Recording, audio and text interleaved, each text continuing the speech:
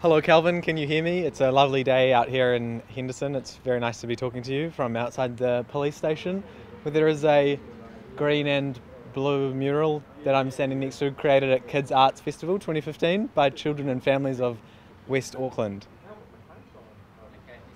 Cool.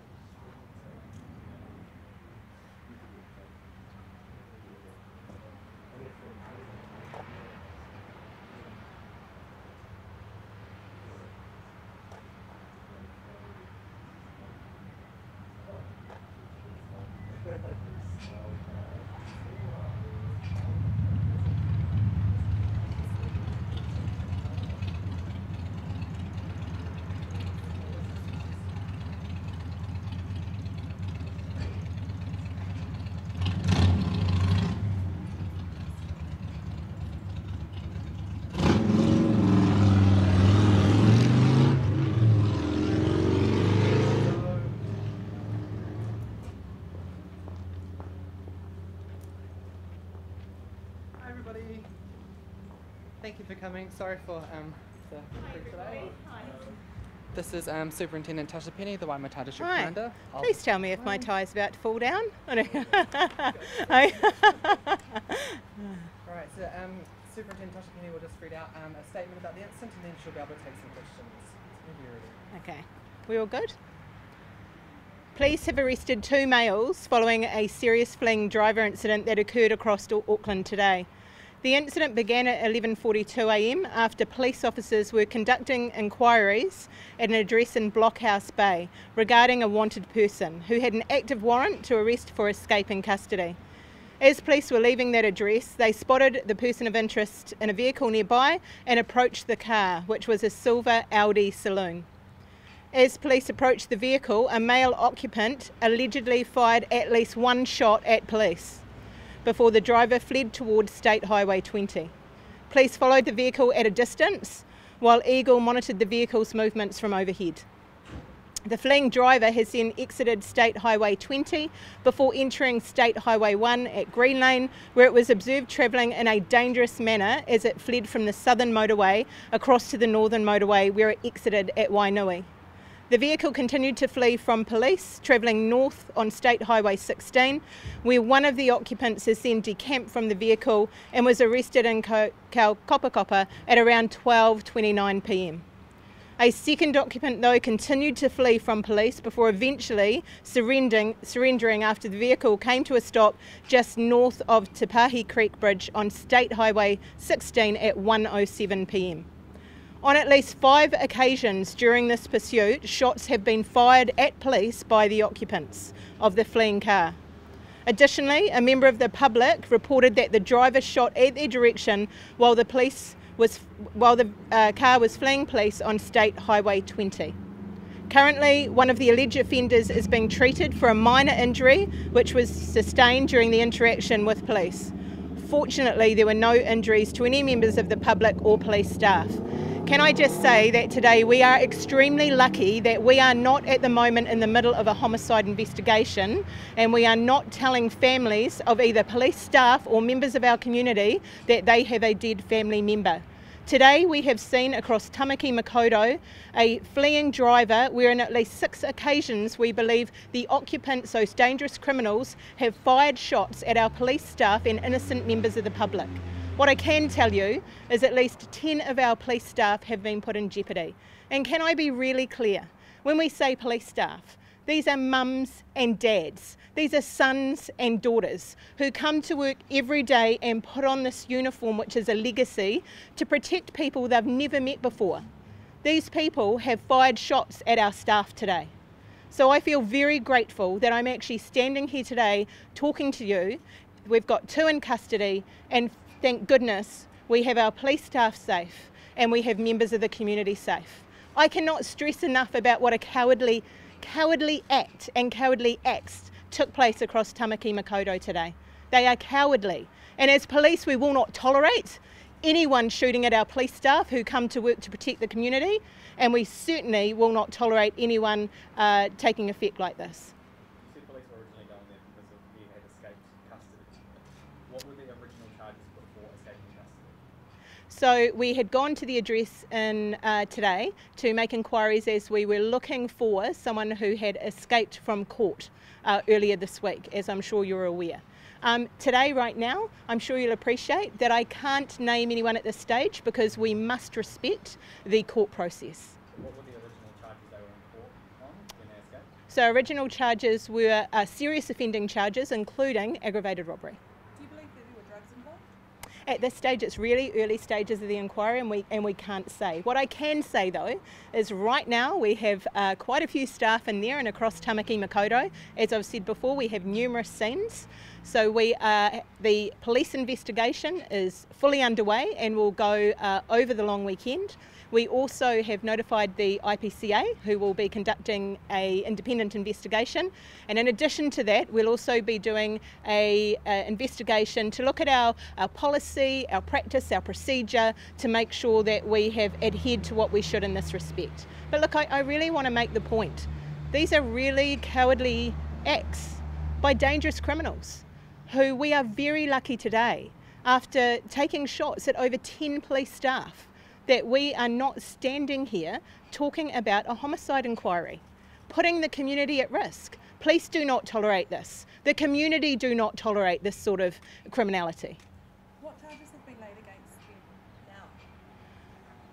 them now? Well, so I cannot tell you at this stage, but what I can say is that we have 2 men in their 20s who will be appearing in Waitakere Court tomorrow. And are they the only people you're looking for? We're not looking for anyone else in relation to the serious offending at this stage.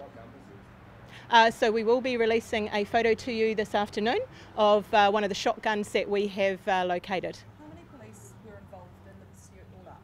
Oh look, again, I can't tell you. I can tell you there were a number, and the reason that needed to be is we had clearly cowardly, dangerous criminals in a car who had a complete disregard for any form of human life, who not only took pot shots at our police staff who were protecting the community, but actually at innocent bystanders themselves. So that required a number of police staff. At the moment, I can't tell you how many. That's the detail that will be being looked into over the coming days. Beg your pardon? Oh, look, again, I can't tell you whether the firearm was lawfully owned at this stage. I'm sure you could probably take a guess, and so could I, but I'm not going to say anything that we can't confirm yet.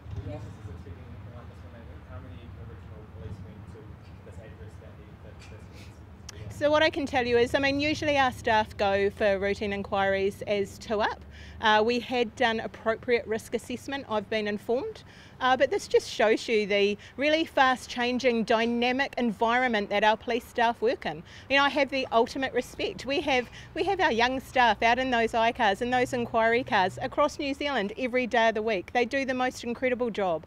They go sometimes two up, and it is so fast changing that you just never know what could happen.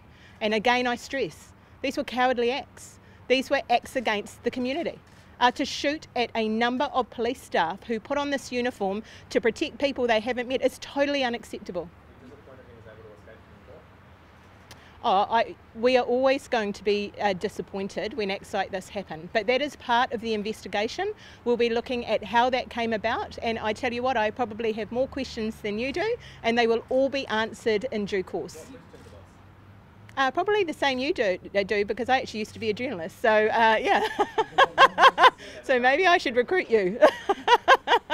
You seem understandably emotional today talking about this. How are the police staff doing that were involved? Oh look, our police staff, they come to work every day knowing that there's an element of danger, of course, and you're right.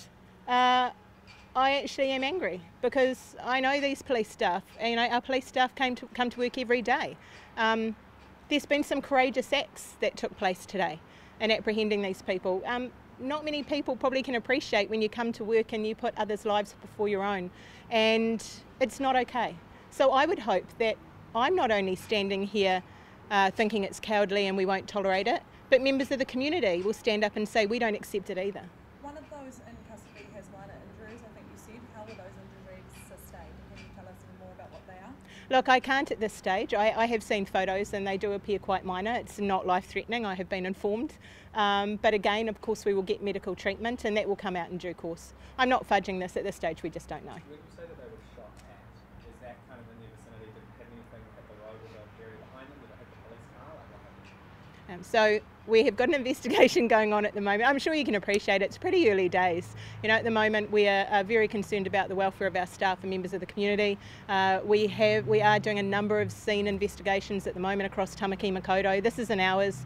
We've pulled in other staff. So like I say, there's a lot of work that's been done at the moment. There's a lot of work to go. This is not CSI. It takes way more than an hour. But we will get the answers. Last questions. This seemed like a very significant chase, nothing I've ever seen in my time as a journalist. How does it rate for you as a police officer in terms of the number of police cars that were out there and the events that unfolded? I'd probably just like to turn that round. So we talk about it was a significant chase. This was a significant event. I probably couldn't tell you when we've had these cowards in a car shooting at over 10 officers at 6 various locations, are having a complete disregard for the safety of police staff and the community. So I'd probably prefer to talk about it like that actually.